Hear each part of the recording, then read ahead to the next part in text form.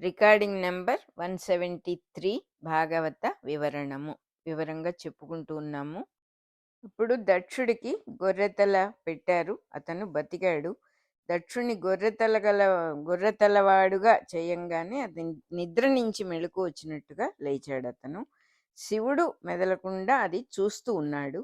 అంటే అర్థం ఏంటంటే సంవత్సర పురుషుడు అనబడే దక్షుడు మేషరాశితో స్టార్ట్ అవుతాడు. ఆ సృష్టిలో అది స్టార్ట్ చేశారు అని అర్థం అన్నమాట. క్రియేట్ అయిందా అలా మేషరాశితో సంవత్సరం అనేది స్టార్ట్ అవ్వటం. అంతేకాకుండా ఆకాశంలో ఉన్న మేషరాశి ఈ భూమి మీద ఉన్న గర్భస్థులైన కడుపులో పడ్డ జీవుల శిరస్సులకి తలలకి అధిదేవతగా కల్పించబడ్డారట. అంటే ఆకాశంలో ఉన్న మేషరాశి అనేటటువంటి స్థితిని ఈ గర్భస్థుడైన శిశువు, పొట్టలో ఉన్న శిశువుకు తల ఏర్పడటము అనే దానికి ఆయన హెడ్ ఆఫ్ ద డిపార్ట్మెంట్ అన్నమాట. ఆ మేషరాశి అనేది జ్యోతిష్ శాస్త్రంలో ఇది క్లియర్గా మనుషుల శిరస్సు మేషరాశిని బట్టి ఏర్పడుతుంది అని ఆ శాస్త్రం ఇప్పటికీ ఎప్పుడో చెప్పిన శాస్త్రం ఇవాళ కొత్తగా చెప్పింది కాదు అని చెప్తూ ఉన్నారు ఇక్కడ.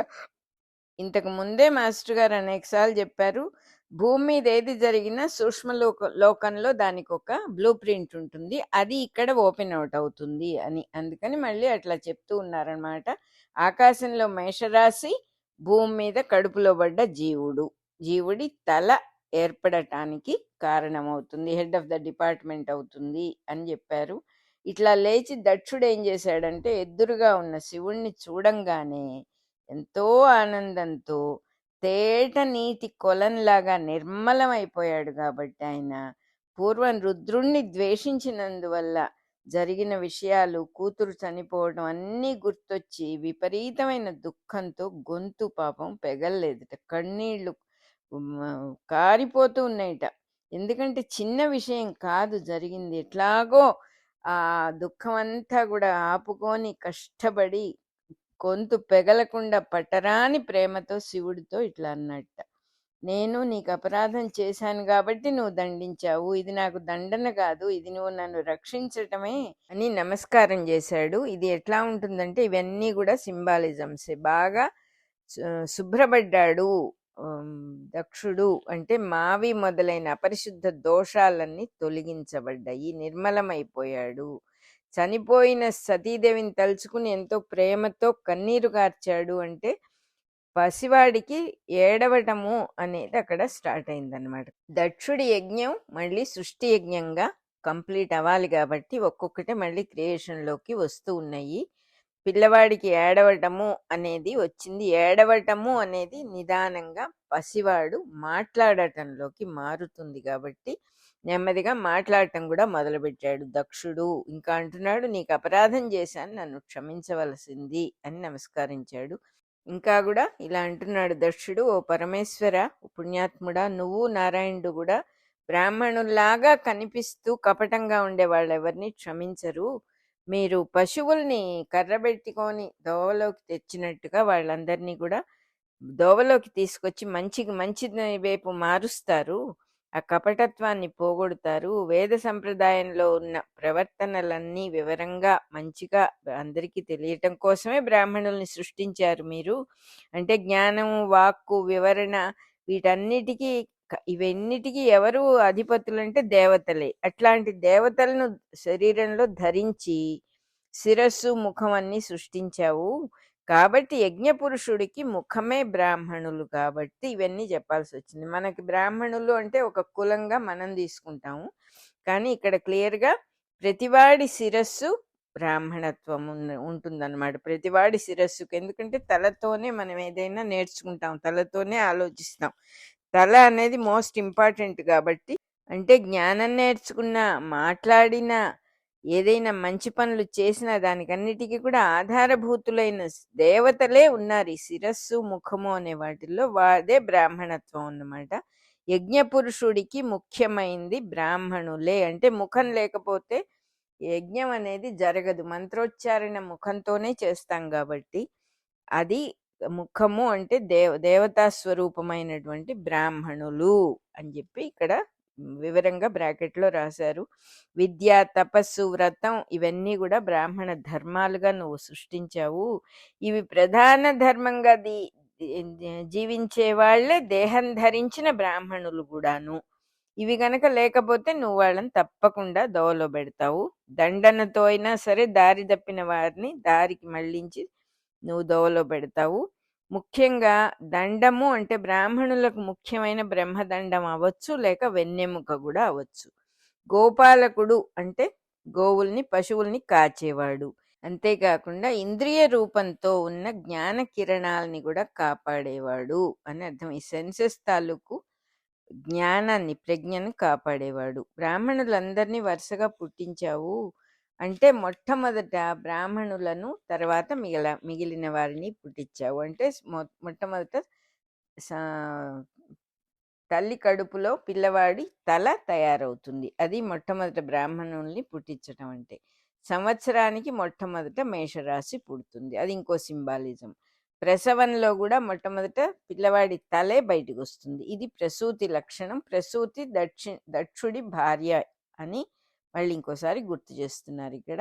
తత్వజ్ఞానం లేని నాలాంటి దుష్టుడి వాక్కు, ఆ బాణాలన్నీ కూడా నా అపరాధం వల్ల నీకు ఆ దెబ్బలన్నీ తగిలినాయి. అట్లా సభలో మాట్లాడిన మాటలు పడి కూడా నన్ను నువ్వు క్షమించి ఎంతో ప్రేమతో ఉన్నావు.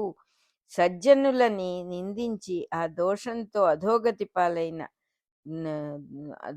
పాలై దుష్టుడినైన నన్ను కూడా నువ్వు క్షమించి రక్షించావు. నీ అనుగ్రహం లేకపోతే నేనేమైపోయేవాణ్ణి. అధోగతి అనే మాటకు తల్లి గర్భం నుంచి తల్లకిందులుగా కిందకి రావటం, గర్భనరకం నుంచి జీవుణ్ణి మళ్ళీ రక్షించిన భగవంతుడే మళ్ళీ జీవుడికి రక్ష అవటం, ఇవన్నీ సింబాలిజమ్స్ అన్నమాట. గర్భస్థుడు దుఃఖపడుతూ ఉంటాడు, నన్నెవరు రక్షిస్తారు ఈ గర్భనరకం నుంచి అని దైవాన్ని ప్రార్థిస్తేనే దైవం సంతోషించి వాడిని బయటికి తీసుకురావటం జరుగుతుంది అని చెప్పాడు కదా కపిలుడు. పరోపకారాదుల వల్ల, ఇంకొకళ్ళకు ఉపకారం చేయటం వల్ల దైవానికి అనుకూలంగా ఉంటుంది. ఆ దైవం సంతోషిస్తాడు అంటే అర్థం ఏంటంటే జనతా జనార్దనుడు అంటారు. మరి అందరూ విన్నారో లేదో. అందరిలో ఉన్న దైవం సంతోషించినప్పుడు మనకి తప్పకుండా మనకి మేలు జరుగుతుంది. మేలు అంటే ఏమిటి? వ్యాపారంలో లాభాలు రావటం, మన కుటుంబం చక్కగా ఉండటం, అవన్నీ సెకండరీ. ఫస్ట్ది ఏంటంటే మేలు అంటే మనకి చక్కగా క్లారిటీగా ఉంటుంది, మార్గదర్శనం, ఎటు వెళ్ళాలి, ఏం చెయ్యాలి అనే దాంట్లో ఎటువంటి సందేహాలు ఉండవు. ఏదైనా ఇబ్బంది వచ్చినా కూడా చక్కని ఒక అభయహస్తం మనకు ఎదురకుండా కనపడ్డట్టుగా, ఎవరో చేయబట్టుకొని తీసుకెళ్తున్నట్టుగా ఉంటుంది. అది ముఖ్యమైనటువంటిది. సెకండరీ ఎన్నైనా అవ్వచ్చు కాక జీవుల మనస్సుల రూపంలోనే దైవం ఉంటాడు కాబట్టి ఇతరుల మనస్సు సంతోషించిందంటే దైవం తృప్తి పడతాడు అని మనం అర్థం చేసుకోవాలి.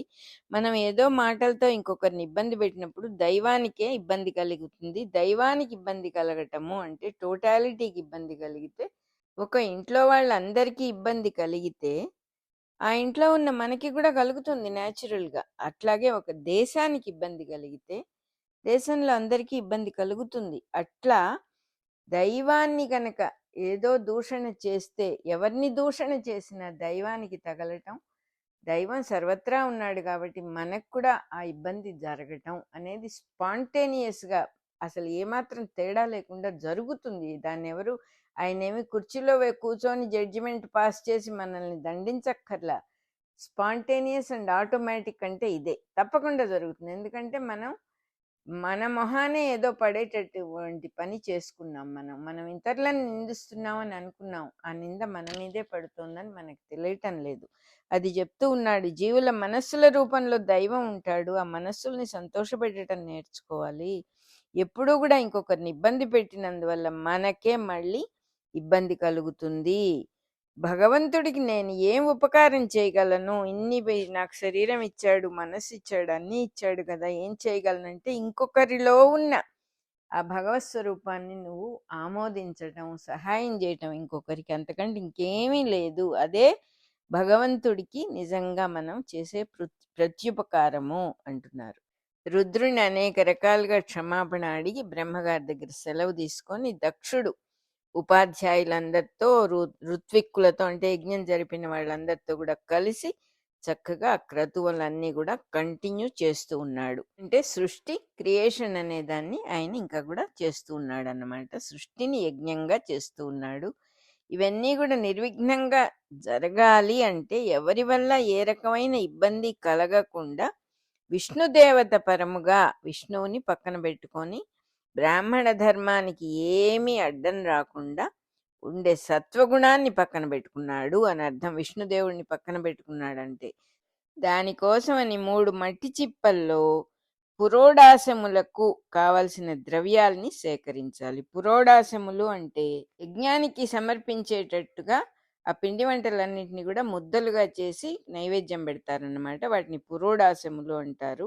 ఆ 3 పురోడాశాలని కూడా ఆ 3 చిప్పల్లో కూడా పెడతారన్నమాట. అంటే 3 రకాల వస్తువుల్ని 3 మట్టి చిప్పల్లో విష్ణువుకు సమర్పించటము అంటే 3 రకాలు ఏంటంటే ద్రవ్యమయము, శక్తిమయము, ప్రజ్ఞామయము అనేవి 3 లోకాలుగా ఉన్నాయన్నమాట. వాటిల్లో జీవులు ఎలా ఉన్నారంటే ద్రవ్యమయమైన లోకంలో పృథివీ మీద నడిచేవాళ్ళుగా ఉన్నారు. భూమి లేకపోతే వాళ్ళు ఉండటం అవదు కాబట్టి ద్రవ్యమయమైన అంటే మ్యాటర్తో సంబంధించిందంతా కూడా ఆ భూమి మీద ఉండే జీవులుగా వచ్చారు. అంతరిక్ష చెరులు అంటే శక్తిమయం. అంతరిక్షం అంటే ఆకాశంలో నడిచేవాళ్ళు, ఆకాశంలో ప్రయాణం చేసేవాళ్ళు, ఆకాశంలో ఉండేవాళ్ళు. దివములందు చరించువారుగా ఉంటారు. అంటే దివ్యలోకాల్లో. ప్రజ్ఞామయం అంటే దేవతల లోకం. అట్లాగే దేహంలో ధాతువులు, ప్రాణశక్తి, మనస్సుగా, బుద్ధిగా, అహంకారమైన ప్రజ్ఞలుగా ఉంటారు. ఇవన్నీ కూడా కళ్ళకు కనపడేవి కాదు, అదొక ప్రజ్ఞ. మనస్సు అనేది ఒక ప్రజ్ఞ. ఆ ప్రజ్ఞగా ఉంటారు. 3 విధాలుగా విష్ణువు 3 లోకాలని ఆక్రమించాడు అని వేదాలు చెప్పేది కూడా ఇదే. విష్ణు తత్వాన్ని అలా చెప్తారనమాట. భృగుడు అధ్వర్యుడిగా ముందుగా నడిచాడు అంటే దక్షుడి యజ్ఞశాలలో మొట్టమొదట అధ్వర్యుడు నడిచి దక్షుణ్ణి ప్రవేశింపజేశాడు. అంటే నిర్మలమైన సూర్యరశ్మి దేహంలోకి దిగి రావటం, శుక్రధాతువుగా జీవులను దేహంలోకి ప్రవేశింప చెయ్యటము అనేవి జరిగినాయి. యజ్ఞార్థ కర్మలాగా సృష్టిలో జీవులు ఇలా రావటము అనేది జరిగింది అని చెబుతున్నారు. చక్కటి సూర్యరశ్మి దేహంలోకి దిగి రావాలి. శుక్రధాతువుగా ఉంటేనే మళ్ళీ రీప్రొడక్షన్ కూడా అవుతుంది కాబట్టి అలా చెప్పారు. దక్షుడు ద్రవ్యాలన్నిటినీ నావి కావు అంటాడు. అంటే ఏంటంటే మోక్ష ధర్మం నేర్పడం అన్నమాట. మనం ఎన్నో సంతరించుకుంటాం జీవించినంత కాలం, ఎప్పుడప్పుడు అన్నీ వదిలేయాల్సి వస్తుంది. అది మోక్ష ధర్మాన్ని అనుసరించే పద్ధతి కూడా క్రియేషన్లోకి వచ్చిందన్నమాట. ఇలా సృష్టి జరుగుతూ ఉంటే విష్ణుమూర్తి అమ్మవారితో సహా వచ్చి ప్రత్యక్షమయ్యాడు. తన దేహంగా ప్రత్యక్షమవుతున్న నీల కాంతులన్నీ కూడా 4 దిక్కుల్లో వ్యాపించినట. బంగారపు ఒడ్డాణం పెట్టుకొని పట్టు వస్త్రంతో ధరించిన తళుకులతో ఎంతో అద్భుతంగా ఉందిట ఆ దర్శనం. లక్ష్మీదేవితో కూడిన వక్షస్థలంలో వైజయంతి అనే పూలదండ వేసుకొని ఆ దండ యొక్క కాంతులు రంగులన్నీ వెదజల్లుతున్నట్టుగా ఉందిట. రత్నాలు తాపిన బంగారపు కిరీటపు అంచులు ఎట్లా ఉన్నాయంటే ఉదయించే సూర్యుడి కాంతులతో మేళమాడుతున్నట్టుగా ఉన్నాయిట. అందమైన ముంగురులు నీలమేఘాల్లాగా కదులుతున్నాయి. ఇట్లాంటి వైభవంతో విష్ణుమూర్తి ప్రత్యక్షమయ్యాడు. బ్రహ్మ, శివుడు మొదలైన వారందరూ కూడా పరివారంగా లేచి నిలబడ్డారు. విష్ణువు బాహువుల్లో శంఖము, చక్రము, పద్మము, గద, విల్లమ్ములు, ఖడ్గము మెరిసిపోతూ ఉన్నాయిట. మణులు తాపిన బంగారు కంకణాల ఉంగరాలు తళతళలుగా బారులు తీరినాయిట. ఇట్లా మెరిసిపోతున్న చేతులతో పుష్పించిన కొండగోగు వృక్షంలాగా విష్ణువు నిలబడి ఉన్నాడుట. సరసములు, ఉదారములు అయిన చిరునవ్వులతో చక్కగా కటాక్ష వీక్షణాలతో, అంటే ఆయన చూపులే ఒక కటాక్షం, అంటే ప్రేమతో ఒక మనల్ని ఆ రకంగా దయతో చూసేటటువంటి చూపులు అనమాట. మనకు కావాల్సినవన్నీ ఇచ్చేటటువంటి కటాక్షములు అవి. ఆ లోకాలన్నింటినీ సంతోషింపజేస్తూ లోకాలకు బంధువుగా విష్ణువు మహావైభవంతో విశ్వబంధువై వెలిగాడు అని చెప్తూ ఉన్నారు ఇక్కడ. కళ్ళకు పండుగగా, విశ్వగురుడుగా, నారాయణుడు నిలబడున్నాడు, వచ్చాడు ఆ సమయానికి అని చెప్పారు. మన రికార్డింగ్ నెంబర్ 173 అయిపోయింది.